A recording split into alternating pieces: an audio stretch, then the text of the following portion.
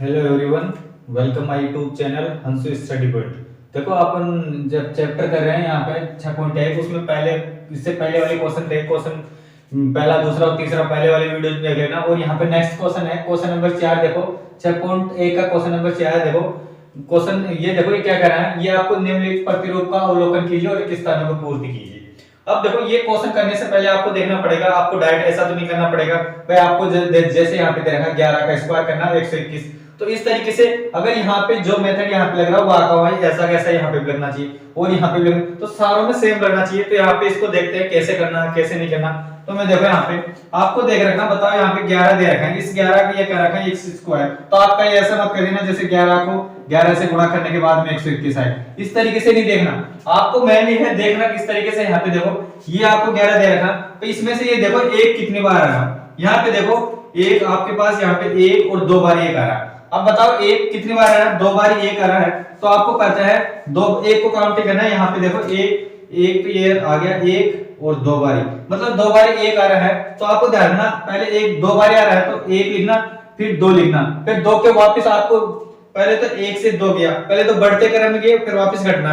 बताओ दो के वापस नीचे कितना आएगा, एक आएगा। अब इनके बीच में अगर जीरो आ गया तो जीरो लिख देते, यहाँ पे तो एक एक है, यहाँ पे कोई संख्या नहीं था, यहाँ पे केवल आपके पास 11 का स्क्वायर करना, तो ये 11 है, इसका स्क्वायर करना तो यहाँ पे कुछ नहीं है तो 121 एक दो एक लिख दिया। ऐसे ही अगली स्टेप में देखो, अगर ये मेथड अगले सेकंड वाले सारे मेथड में सेम होना चाहिए, अगर गलत है अगर एक में सेम नहीं है तो फिर नहीं लगेगा। तो यहाँ पे देखो इस वाले को करने से पहले आपको ये कि हम मेंटली एबिलिटी से टाइप से रिलेटेड क्वेश्चन है, इसको देखना कैसे देखना। यहाँ पे देखो एक को काउंटिंग करना, बताओ एक कितने बार है। यहाँ पे देखो एक तो यहाँ पे एक बार आ रहा और यहाँ पे दो बार आ रहा। अब एक दो बार आ रहा है तो मैंने कहा था एक दो बार है तो आपको पहले तो बढ़ते हुए क्रम लिखना, एक से एक के बाद में दो आएगा, फिर दो है केवल एक दो बार आ रहा है तो दो, फिर वापस रिवर्स घटते क्रम में। तो बताओ मैंने एक लिखा फिर दो लिखा फिर वापस एक आ गया नीचे आएगा। तो बताओ इनके बीच में देखो अब बताओ एक दो बार है और इनके बीच में कितने जीरो है, एक जीरो है, तो इनके बीच में एक एक जीरो लगा दो। बताओ एक एक जीरो लगा दे तो वापस यही चीज आएगी। अब ऐसा कैसा, अगर ये सही है तो तीसरा भी अगला वाला देखो, इसमें देखो यहाँ पे एक कितनी बार है, ये देखो एक कितनी बार, एक देखो यहाँ पे एक और दो, दो बार एक आ रहा, तो दो बार एक आ रहा तो एक लिख लिया फिर दो लिख लिया फिर वापस एक लिख लिया, क्योंकि आपको पता है एक दो बार है तो दो बार लिख लिया फिर वापस एक आ गया। बताओ अब इनके बीच में कितनी जीरो है, दो दो जीरो है, तो इनके बीच में दो दो जीरो लगा दो। बताइए ये दो जीरो लगा मैं दो जीरो यहाँ पे लगा। ऐसे कैसे, मान लो आपको ऐसा मिल जाए, इसका एग्जांपल मान लो ऐसा मिल जाए आपको ऐसे दे दे एक जीरो एक जीरो एक ऐसे दे दे। अब मान लो आपको इस टाइम में दे दे तो आपको कैसे लिखना, पहले एक काउंटिंग करो एक कितनी बार आ रहा, तो बताओ एक दो तीन चार बार आ रहा। अगर एक चार बार आ रहा है तो पहले रिवर्स में चलो, आपको पहले बढ़ते चलो, बढ़ते एक से चार तक लिखो, पहले एक दो तीन चार, क्योंकि चार बार एक आ रहा है तो चार बार लिखिए। अब चार से वापस नीचे आना, बताओ चार से वापस नीचे आएंगे तीन फिर दो फिर एक। अब इनके बीच में कितने जीरो आ रहे हैं, इनके बीच में एक एक जीरो है तो एक एक जीरो लगा दो, दो दो जीरो तो दो दो जीरो लगाओ, एक एक जीरो आ गया एक एक जीरो लगा दिया। इस तरीके से इनको एग्जांपल करना। अगर मान लो इस टाइप से है तो मान लो देखते हैं अगला वाला, इसमें देखो कि ये कैसा करना। तो बताओ ये वाला देखो, अब बताओ इसमें वाले आपको ये खालिस्तान करना। अब आपको अगर ये सारा पैटर्न सेम है तो इनमें जो पैटर्न आपने यहाँ पे लगाया वो का वो पैटर्न यहाँ पे लगना चाहिए। तो यहाँ पे देखो एक कितनी बार आ रहा, एक दो बार आ रहा, तो बताओ एक दो बार आया तो मैंने एक लिख लिया फिर दो लिख लिया फिर वापस एक आ गया, ठीक है। अब ये अगर ये चीज आ गई, अब बताओ इनके बीच में कितने जीरो आ रही है, यहाँ के बीच में देखो दो और दो चार चार जीरो है, तो चार चार जीरो लगा दो, एक दो तीन चार, यहाँ पे चार जीरो लगा तो चार यहाँ पे लगा दो, एक दो तीन और चार, इस तरीके से खालिस्तान कर लेंगे। ऐसा कैसे बताओ यहाँ पे। अब बताओ यहाँ पे एक कितने, ये देखो पहले एक कितनी बार है, एक यहाँ पे देखो एक और दो बार एक आ रहा, दो बार आ रहा तो एक लिख लिया फिर दो लिख लिया फिर वापस एक लिख लिया, क्योंकि दो बार एक है तीन बार रहता, एक दो तीन लिखते फिर एक दो फिर एक वापस इस तरीके से लिखते। तो आपके पास एक दो बार है तो मैंने एक लिखा फिर दो लिखा वापस एक लिख लिया। अब बताओ इनके बीच में कितने जीरो है, जीरो जितने भी जीरो है यहाँ पे उनके बीच बीच में जीरो लगा दो। बताओ आप कितने, दो तो चार तो छह जीरो, तो यहाँ पे एक दो तीन चार पांच और छह जीरो, यहाँ पे लगा छह जीरो, यहाँ पे एक दो तीन चार पांच और छह, इस तरीके से आपको खालिस्तान बना।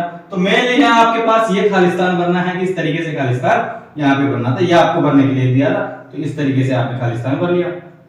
यहाँ पे देखो इस तरीके से आपने खालिस्तान भर, तो वही है खालिस्तान में इस तरीके से आपको रेगिस्तान में पूर्ति इस तरीके से करनी है। आपको जो क्रम यहाँ पे लग रहा है सारों क्रम इन सभी में एक क्रम लगना चाहिए, अगर अलग अलग क्रम लगेगा तो फिर ये रूल फॉलो नहीं होगा। तो आपको है इस तरीके से खालिस्तान, ये देखो भाई एक है दो है, मान लो ऐसा मिल जाए आपको एक, फिर डबल जीरो एक, फिर डबल जीरो एक, फिर डबल जीरो एक, ऐसा मिल जाए। अब बताओ एक काउंटिंग करो, एक कितनी बार आ रहा है, तो एक देखो 1 2 3 4 बार आ रहा है, तो 4 बार आया तो पहले 1 2 3 और 4 लिख दिया, फिर 4 के वापस नीचे चलो, नीचे फिर 3 आएगा, फिर 2 आएगा, फिर 1 आएगा। अब इनके बीच में कितने जीरो है, 2 2, तो यहाँ पे 2 2 जीरो लगा, तो बताओ इनके बीच में 2 2 जीरो, 3 3 जीरो, तो 3 3 जीरो। तो इस तरीके से क्वेश्चन नंबर 4 का, क्वेश्चन नंबर 4 खालिस्तान इस तरीके से बना। देखो इसमें नेक्स्ट क्वेश्चन है, क्वेश्चन नंबर 5वां। देखो जैसे आपने क्वेश्चन नंबर 4 किया था वैसा वैसा ही अगला क्वेश्चन है 5वां क्वेश्चन। देखो निम्नलिखित प्रतिरूप का अवलोकन कीजिए और रेगिस्तान में पुल कीजिए। जैसे आपने पहले किया था वैसा का वैसा ही क्वेश्चन, इसको भी देखते हैं। अब देखो पहले आपने किया था, जैसे आपने किया था, अगर यहाँ पे सेम मेथड लगना चाहिए, अलग अलग नहीं होना चाहिए। अगर यहाँ पे जो लग रहा है वो सभी में एक जैसा होना चाहिए। तो जैसे पहला क्वेश्चन नंबर 4 किया था ऐसा का वैसा ये है 5वां, इसको देखते हैं। वही देखो यहाँ पे मैंने कहा था अभी एक कितनी बार आ रहा है, बताओ एक यहाँ पे देखो 2 बार आ रहा है, तो बताओ एक 2 बार आया, तो बताओ आपको एक लिख लिया, फिर 2 लिख लिया, फिर वापस एक लिया। आप बताओ एक 2 बार, तो एक फिर 2 फिर वापस एक लिया, तो बताओ इसका यहाँ पे हो गया। बताओ यहाँ पे एक कितनी बार आ रहा है, 2 बार आ रहा है, तो एक 2 बार आ रहा है, तो बताओ यहाँ पे इनके बीच में जीरो आ रही है। अगर बताओ एक 2 बार आ रहा है तो इनके बीच में एक लिख लिया, फिर 2 लिख लिया, फिर वापस लिया। अब इनके बीच में बताओ जीरो कितनी बार आ रही है, जीरो एक जीरो आ रही है, तो इनके बीच में एक एक जीरो लगा दो, तो बताओ इस तरीके से देखो ये आ गया। ऐसा कैसे, बताओ ये अगला वाला है। अगले वाले में देखो, बताओ कितनी, यहाँ पे एक देखो एक कितनी बार आ रहा है, यहाँ पे देखो 1 2 और 3 बार एक है, तो पहले आपको 1 से 3 तक लिखना पड़ेगा।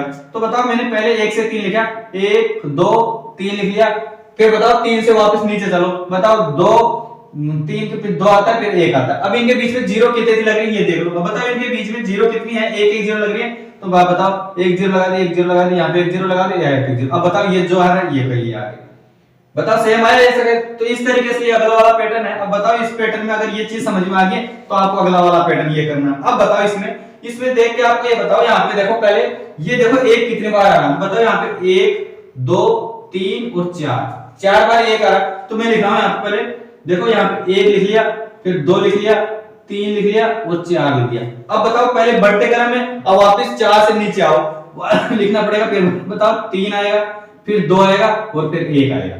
अब बताओ अब इनके बीच में बताओ कितने जीरो है, एक एक जीरो है, एक एक जीरो है, तो एक एक जीरो लगा दो। बताओ इसके बीच में मैंने एक जीरो लगा दी, इसके बीच में एक जीरो, इसके बीच में एक जीरो, इसके बीच में एक जीरो और इसके बीच में एक जीरो, यहाँ पे एक जीरो। तो बताओ इसका आंसर बताओ, इस तरीके से खालिस्तान बना था, ये वाला आंसर इसका ये हो जाएगा। ऐसा करना था। अब बताओ इसमें अगले वाले क्वेश्चन में देखो, यहाँ पे ये खालिस्तान बना, आपकी बार आपको इधर की तरफ भरना। तो अगर ये चीज समझ में आ गई तो ये भी आ जाएगा। तो मैं बताऊं आपको, यहाँ पे इधर देख रहे थे एक कितनी बार आ रहा है, तो आपने अगर एक 4 बार है तो 4 पे तो लिखना था, अगर 5 बार है तो 5 बार लिखना था।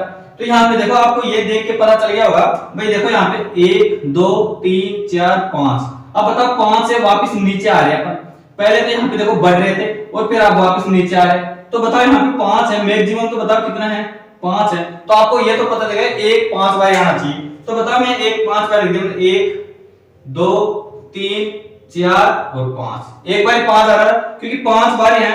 यहाँ पे आपने देखा था एक 5, यहाँ पे 1 5 4 बार है तो 4 तक लिखते थे, 5 बार है तो 5 तक लिखते थे, अगर 3 बार है तो 3 तक लिखते थे। तो यहाँ पे आपको देखो 5 तक है, तो आपको ये पता चल गया होगा एक 5 बार आना चाहिए। फिर वापस देखो, अगर यहाँ अब इनके बीच में देखो कितने थे जीरो लग रही है, इनके बीच में एक एक जीरो लग रही है, तो यहाँ पे भी एक एक जीरो लगा दो, दो दो जीरो है तो दो दो जीरो लगा दो। यहाँ पे देखो क्वेश्चन में एक एक जीरो लग रही है, तो यहाँ पे एक जीरो लगा दो, एक जीरो लगा दी, ये लगा दिया, ये जीरो लगा दिया, ये जीरो लगा दिया, और इसका क्या करना था, स्क्वायर करना था। ये तो क्वेश्चन में चल रहा था। इस तरीके से क्वेश्चन को बताओ, ये इस तरीके से आपको खालिस्तान बनाना। तो कुछ नहीं करना, आपको ये काउंटिंग ये करना है, एक कितनी बार आ रहा है, एक बार है तो 2 बार है या 3 बार है। तो अगर 4 बार है तो 4 तक 1 से 4 लिखो, फिर उनके बीच में वापस रिवर्स आ जाओ।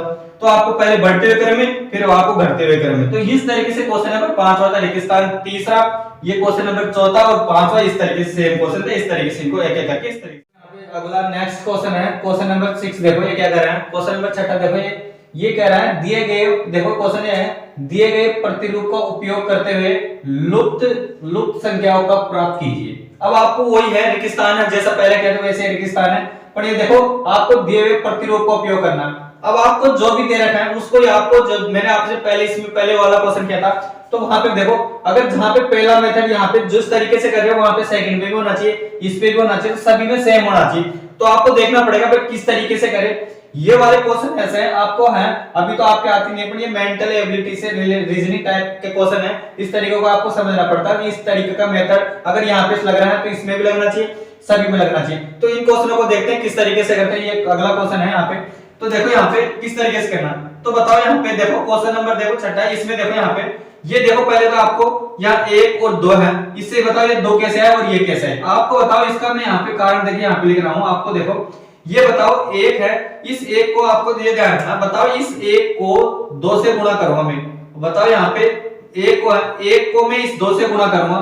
बताओ मैंने 1 को 2 से गुणा करूंगा तो बताओ बराबर में 2 आएगा। 1 को 2 से गुणा करूंगा तो बताओ यहाँ पे 2 आ गया। ठीक है, अब बताओ 2 आ गया तो आपको काउंटिंग करते तो बताओ जिस संख्या आपको डिजिट काउंटिंग करते थे तो 1 के आगे 2 आता था, 2 के आगे 3, 3 के आगे 4, 4 के आगे 5 आता था, 5 के आगे 6 आ जाता। तो ऐसा कैसे आपको करना। बताओ 1 को 2 से गुणा किया मैंने, इस 1 को 2 से गुणा कर तो ये 2 आ गया। तो बताओ ये 2 आ गया। अब बताओ 2 के आगे बताओ, आपको पता है 2 के आगे 3 आता है, या मैं 2 में प्लस में 1 कर दूंगा तो बराबर में 3 आ रहा है। तो बताओ 2 में 1 जोड़ दूंगा तो बताओ आप 3 आ रहा है। इस तरीके से लिख दो, चाहे आप डायरेक्ट लिख दो। बताओ 2 के आगे डायरेक्ट 3 आता है, इस तरीके से कर दो। ऐसा कैसे बताओ, ये मेथड अगर इसमें है तो इसमें भी सेम लगना चाहिए। इसके लिए देखो अब बताओ आपने इसमें किया था ऐसा कैसे। बताओ यहाँ पे भी क्या करना। बताओ इस 2 को 3 से गुणा करो। बताओ 2 को 3 से गुणा करूंगा, 2 को 3 से गुणा करूंगा तो 6 आएगा। बताओ 2 को 3 से गुणा करूंगा तो 6, सही है। मतलब तरीका यहाँ पे जो लग रहा है यहाँ पे भी ये होना चाहिए। 2 को 3 से गुणा करूंगा तो बराबर में बताओ 6 आ रहा है, ये 6 आ गया। अब 6 में 1 जोड़ दो 7 हो जाए, या 6 के जस्ट आगे लिख सकते हो, 6 के जस्ट आगे बताओ 7 आता है तो सही है। या कर दो, या चाहे आप 6 में प्लस 1 कर दो बराबर में 7 आ रहा है, ये भी सही है। या डायरेक्ट 6 के आगे डायरेक्ट 7 आता है, ऐसा कैसे। अब बताओ इसमें भी सेम लग रहा है तो इस वाले में भी सेम होना चाहिए। भाई ये कैसे है, ये को भी देखो। अब बताओ यहाँ पे आपने पहले किया, बताओ अब की बार पहले 2 को 3 से गुणा, तो अब की बार 3 को 4 से गुणा करेंगे। 3 को 4 से गुणा करेंगे तो बताओ 3 को 4 से करूंगा तो 12 आ रहा है, तो मतलब ये भी सही है। 3 को 4 से गुणा करूंगा तो 12, तो मैंने लिख दिया 3 को 4 से गुणा करूंगा तो 12 आ रहा है। तो बताओ यहाँ पे 12 आ रहा है, ये भी सही है। अब बताओ 12 के जस्ट आगे आपको पता 12 के आगे डायरेक्ट 13 आता है, तो 12 के आगे डायरेक्ट 13 आ रहा है, तो ये भी देखो 13 सही है। तो भैया आप लिख सकते हो 12 में 1 जोड़ूंगा 13 आ गया, इस तरीके। तो बताओ यहाँ पे जो मेथड तीनों में सेम लग रहा है, बताओ सारों में यही पैटर्न आगे फॉलो करना। अब बताओ ये करते हो तो आगे बताओ अगले वाला देखो। अब ये पे इसमें देखो, अब देखो इसमें खाली स्थान भरना। अब देखो तरीका अगर यहाँ पे सही है तो यहाँ पे भी। अब बताओ इसमें देखो 3 को 4 से गुणा करें तो इसमें बताओ 4 को 5 से गुणा करूंगा। अब बताओ 4 को 5 से गुणा करेंगे, 4 को 5 से गुणा करूंगा तो 20 आएगा। तो बताओ यहाँ पे डायरेक्ट आपको पता चलेगा यहाँ पे कितना आना चाहिए। तो 4 को 5 से गुणा करूंगा तो बताओ यहाँ पे कितना आ जाएगा, 20 आ जाएगा। तो मैं बताओ यहाँ पे डायरेक्ट दिया, बताओ कितना आएगा, 20 आ जाएगा। आप इसी तरह 4 को 5 से गुणा करूंगा तो 20 आएगा, ये 20 आपने यहाँ पे लिख दिया। देखो यहाँ पे ये 20 आपने यहाँ पे लिख दिया। अब बताओ 20 के आगे डायरेक्ट सही है, 20 के आगे आपको पता है 20 में 1 जोड़ दो डायरेक्ट 21 आएगा, 20 के आगे 21 आएगा। तो 20 में मैंने 1 जोड़ दूंगा तो बताओ 21 आएगा, या डायरेक्ट कैसे तो 20 के डायरेक्ट आगे 21 आएगा, ये भी सही है। अगर ये सही तो अब बताओ इस सभी में रखना चाहिए। ऐसा कैसा है बताओ, अगला वाला खाली स्थान भरो। अब बताओ यहाँ पे देखो 30 आ रहा है पहले। अब बताओ मैं 5 को अगली वाली संख्या किससे गुणा करूं ताकि 30 आ जाए। 5 को किससे कैसे गुणा करूं ताकि 30 आए। अब आपको पता है 5 को मैं लिख लूं यहाँ पे। बताओ मैं डायरेक्ट आपको पता है 5 को 6 से गुणा करूंगा तो बताओ 30 आएगा। 5 को 6 से गुणा करूंगा कितना आएगा, 30, तो सही है। और 30 के आगे 31 आता है, ये भी सही है। तो वो देख मैंने लिया 5 को इस 6 से गुणा करना, ये आपको लाना था। 5 को 6 से गुणा करूंगा तो 30 आएगा, ये 30 आगे सही है। और 30 के आगे आपको पता है डायरेक्ट 31 आता है, ये भी सही है, ये सही है। तो लास्ट वाला देख लो, इसको कर लेते हैं। बताओ यहाँ पे, अब बताओ यहाँ पे इसमें लिखा है स्थान बताओ 5 को इस 6 से गुणा करिए। यहाँ पे देखो ये इसका आंसर आ गया, इसमें ये आया था खाली स्थान में, यहाँ पे देखो। अब बताओ 6 को किससे गुणा करेंगे, 7 से। 6 को 7 से गुणा करेंगे तो यहाँ पे कितना आना चाहिए, 42। तो यहाँ पे बताओ 6 को 7 से गुणा करूंगा तो कितना आएगा, 42। तो इस तरीके से 42 लिख सकते हो। अब बताओ 42 मैंने यहाँ पे लिख दिया, 6 को 7 से गुणा करेंगे तो 42 आएगा। और 42 के आगे आपको पता है 1 जोड़ दो, चाहे डायरेक्ट लिख दो। 42 में 1 जोड़ूंगा तो बताओ 43 आएगा। तो यहाँ पे कितना आना चाहिए, 43 आना चाहिए। तो आप यहाँ पे देखो 6 को 7 से गुणा किया 42, और 42 में 1 जोड़ूंगा तो यहाँ पे कितना आना चाहिए, 43 आना चाहिए। तो इस तरीके से यहाँ पे कितना आ जाएगा, 43 आ जाएगा। तो वही है, खाली स्थान में कुछ नहीं करना।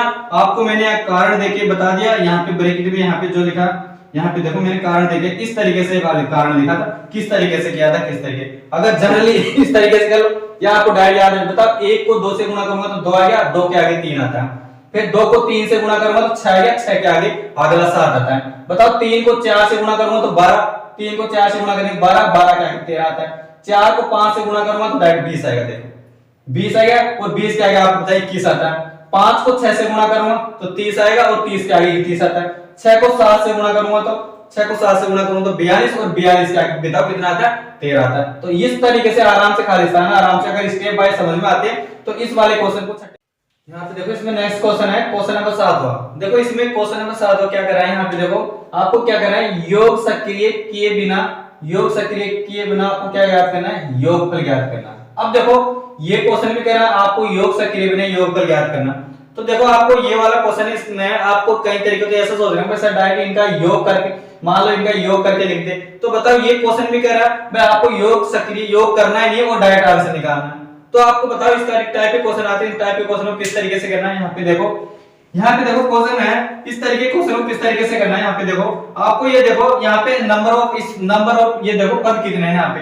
तो आपको क्या करना इसमें क्या करना आपको n स्क्वायर करना। ये आपको ध्यान रखना है यहाँ पे नंबर ऑफ यहाँ पद देखो कितने n है या n स्क्वायर कर दो या आपको पद देके n स्क्वायर कर दो इनका लिख दो n स्क्वायर करना आपको। तो ये पद देखो कितने पद है और जो भी जितने पद है उनका स्क्वायर कर दो डायरेक्ट। अब बताओ आपको यहाँ पे पद देखो बताओ कितने पद है 1 2 3 4 और 5।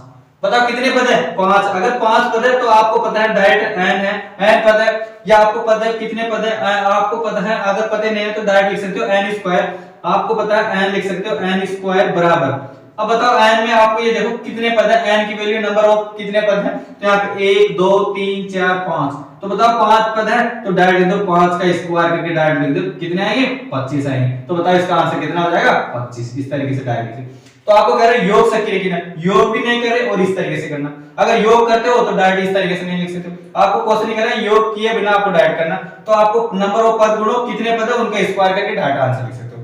ऐसा कैसे बताओ अगला वाला पद। अब इस वाले में देखो किस तरीके से करना वही ये जैसे पहले कहता इसमें भी नंबर ऑफ पद गुणो जो नंबर ऑफ कितने हैं और इनका n स्क्वायर कर दो। बताओ यहाँ पे मैंने लिखूंगा यहाँ पे देखो पद लिखो पहले n स्क्वायर करेंगे ये लगा के और बताओ पद गुणो कितने बताओ 1 2 3 4 5 6 7 8 9 10 कितने पद है 10। तो बताओ 10 का स्क्वायर कर देंगे आपको बताया 10 का स्क्वायर करेंगे तो बताओ कितना आता है 100। तो बताओ इसका आंसर कितना आ जाएगा 100। इस तरीके से कर लेंगे। ऐसा कैसा जैसे दोनों के ऐसा कैसा इसमें भी करो। बताओ इस वाले का लास्ट वाला है इसमें भी ये भी देख लो। बताओ इसमें पद कितने पद है उनका स्क्वायर कर दो। बताओ यहाँ कितने 1 2 3 4 5 6 7 8 9 10 11 12। बताओ कितने पद है तो 12 पद है तो लिख दो इसमें पहले n स्क्वायर लिखो ये सूत्र लगा के और बताओ 12 पद है तो 12 का स्क्वायर करेंगे 12 का स्क्वायर करेंगे बताओ कितने आएंगे 144 आंसर। तो इस तरीके से क्वेश्चन नंबर 7 होता योग सक्रिय किए बिना आपको योग। यहाँ पे देखो इसमें नेक्स्ट क्वेश्चन है क्वेश्चन नंबर 8वां। देखो ये कह रहा था इसमें पहले वाले क्वेश्चन देखे थे जिससे पहले वाला क्वेश्चन था क्वेश्चन नंबर 7वां। इसमें देखो उसका अपोजिट कर दिया। वहां पे तो आपको जो भी संख्याएं दे रखी थी उनका बिना योग किए बिना आपको योग करना था और आपको इनमें योग के रूप में लिखना। आपको कह रहा है 49 को 8वें क्वेश्चन का पहला क्वेश्चन है। यहाँ पे देखो क्या कर रहा है यहाँ पे ये देखो आपको दे रखा है 49 को 7 विषम संख्याओं के योग के रूप में लिखे। अब आपको दे रखा है यहाँ पे 49 है 49 को 7 विषम संख्याओं के योग के रूप में लिखना। तो पहले तो आपको योग के रूप में दे रखी थी और आपको योग के रूप में दे योग निकालना था। अब की बार उल्टा दे दिया आपको योग के रूप में लिखना है। आपको जो संख्या दे रखी है उसको योग के रूप में लिखना। तो मैं आपको यहाँ पे इसका आंसर यहाँ पे लिख रहा हूँ। इसका पहला क्वेश्चन है आपको संख्या दे रखी है 49 दे रखी है 49 को 7 विषम संख्याओं के योग के रूप में लिखना। तो आपको ये पता होना चाहिए भाई इवन नंबर है ऑड नंबर है। यहाँ पे विषम संख्या है विषम संख्या को देख के आपको इस तरीके से करना भाई यहाँ पे विषम संख्या है वो कितनी बार लिखना 7 विषम संख्या। तो आप मैं लिखा है यहाँ पे 1 लिख दिया। बताओ अगली विषम संख्या 3 हो जाएगी फिर 5 है अगली फिर 7 हो जाएगी फिर बताओ 9 हो जाएगी। अब आप कितनी संख्या के योग के रूप में 7 के लिखने। तो बताओ यहाँ पे 1 2 3 4 5 है 5 बार। तो बताओ अगली संख्या 11 हो जाएगी फिर अगली संख्या 13 हो जाएगी। तो किसके योग में लिखना 7 विषम संख्या के रूप में। तो बताओ यहाँ पे 1 2 3 4 5 6 7 तो 7 विषम संख्या के रूप में लिखना। तो इसका योग करना था इस तरीके से 7 विषम संख्या के योग के रूप में इस तरीके से वाला क्वेश्चन कर सकते हो। ऐसा कैसा है बताओ यहाँ पे दूसरा वाला इसमें 8वें का सेकंड देखो ये। अब बताओ इसमें क्या करा बताओ 121 को 11 विषम संख्या होगी वही बताओ ऑड नंबर है इसके रूप में विषम संख्या के योग के रूप में लेना। तो क्वेश्चन नंबर 11 इसमें कह रहा है 11 विषम संख्या। तो आपको पता है मैंने लिख दिया 121 लिख दिया यहाँ पे और बताओ इसको 11 विषम संख्या के रूप। तो बताओ यहाँ पे इसमें पहले वाले में तो बताओ 7 विषम संख्या होगी अब अगले वाले में बताओ 11 बार लिखना। तो बताओ मैं 11 लिख रहा हूँ 1 लिख लिया फिर बताओ 3 अगली विषम संख्या। अब जो भी लिखनी है वो विषम संख्या तो 5 लिख दिया फिर 7 लिख दिया फिर बताओ 9 अगली 11 होगी फिर 13 फिर 15 फिर बताओ 17 फिर बताओ 19, फिर बताओ 21। अब आपको कितनी संख्या के रूप में 11 संख्या, तो काउंटिंग करते 11 होगी या नहीं होता, आगे लिखेंगे बताओ 1 2 3 4 5 6 7 8 9 10 11। तो 11 संख्या की योग के रूप में लिखना, तो 11 होगी। अगर मान लो आपको ये कहते 13 या 15, तो 15 आगे और संख्या लिख सकते। तो क्वेश्चन नंबर 8 था, इस तरीके से क्वेश्चन को आपको ये लिखना था, इस संख्याओं की योग के रूप में लिखना था। इस पहले वाले क्वेश्चन में कर रहे थे, तो पहले वाले क्वेश्चन में आपको योग दे रखा था और आपको डायरेक्ट योग ज्ञात करना था। तो आप इसमें पहले वाले में योग में पद ज्ञात करना, तो पद काउंटिंग करके n स्क्वायर करके इस तरीके से को। तो ये था क्वेश्चन नंबर 8 इस तरीके से। यहाँ पे देखो इसमें नेक्स्ट क्वेश्चन है, क्वेश्चन नंबर 9 6.1 का लास्ट क्वेश्चन है। क्वेश्चन नंबर इसको हम देखते हैं। यहाँ पे क्वेश्चन देखो ये क्या कह रहा है, निम्नलिखित संख्याओं के वर्गों के बीच में कितनी संख्या आएगी। तो देखो यहाँ पे क्वेश्चन है करा, आपको जो संख्या दे रखे हैं, ये वर्ग दे रखा है, इनके वर्गों के बीच में कितनी संख्या आएगी, ये आपको क्वेश्चन इसमें करना। तो बताओ ये क्वेश्चन करने से बेस में आपको जैसे दे दिया 12 और 13, इनके बीच में कितनी संख्या आएगी, या आपको दे दे 25 और 26, इनके बीच में कितनी संख्या आएगी, या आपको दे दे या 99 और 100, इनके वर्गों के बीच में कितनी संख्या आएगी। तो आप इसको बताओ डायरेक्ट यहाँ पे ऐसे भी लिख सकते हो, पहले लिख दिया जैसे 12 का वर्ग और बताओ लिख दिया 13 का वर्ग। बताओ ये करेक्ट निम्नलिखित संख्याओं के वर्गों के बीच में कितनी संख्या आएगी। अगर आपको ये ज्ञात करना है तो आपको पता है ये फॉर्मूला याद होना चाहिए, जैसे n स्क्वायर और n+1 के बीच की प्राकृत संख्या ज्ञात करनी, तो बराबर में 2n बराबर। तो आपको इसमें ये सूत्र लगाना है, यहाँ पे n स्क्वायर और n+1 स्क्वायर के बीच प्राकृत संख्या के बीच में प्राकृत संख्या आपको ज्ञात करनी है, तो डायरेक्ट लिख सकते हो 2n। अब बताओ 2n लिख दिया, यहाँ पे n देखो, n आपको जो भी संख्या लेनी है छोटी संख्या लेनी। बताओ यहाँ पे 2n है, यहाँ पे दो संख्या, एक तो 12 है और एक 13 है। तो 12 और 13 में से मैं कह रहा हूँ n की जो भी संख्या लेनी है आपको छोटी संख्या लेनी। तो बताओ मैंने यहाँ पे n लिया, यहाँ पे 2 को गुणा करना है छोटी संख्या, 12 और 13 में से सबसे छोटी संख्या 12 है, तो इसको 12 से गुणा कर दो और बताओ डायरेक्ट आंसर लिख सकते हो। बताओ कितना आंसर आ जाएगा, 24। तो इस तरीके से इसका आंसर 24 आंसर हो जाएगा। ऐसा कैसा है बताओ, ये दूसरा क्वेश्चन। अब बताओ 25 और 26 इनके वर्गों के बीच में मैंने लिया 25 का वर्ग किया और बताओ किसका किया, 26 का वर्ग किया।